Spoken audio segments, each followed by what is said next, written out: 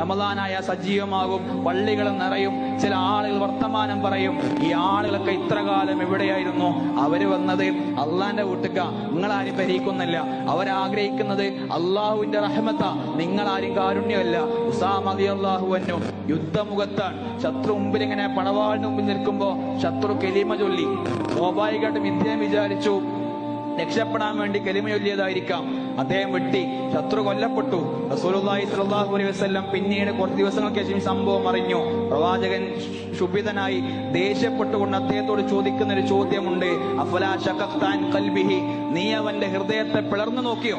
നിനക്കറിഞ്ഞോ അവനെങ്ങാനും നാളെ പരലോകത്ത് ആ ഷഹാദത്തുമായിട്ട് വന്നാൽ നീ എന്താണ് ഉത്തരം പറയുക? പ്രിയപ്പെട്ടവരെ, വേറെ ഒരുത്തന്റെ ഈമാൻ അളക്കാനും വേറെ ഒരുത്തന്റെ കർമ്മങ്ങളുടെ ഇഖ്ലാസ് നോക്കാനും ഇഹ്സാൻ നോക്കാനും അള്ളാഹ് നമ്മളാരും ഏൽപ്പിച്ചില്ല. അവനെ കുറിച്ച് ആലോചിക്കുക, സ്വന്തത്തെ കുറിച്ച് ആലോചിക്കുക. ഗൗരവത്തോടു കൂടി റമദാൻ നഷ്ടമാകൂലാൻ തീരുമാനിക്കാം.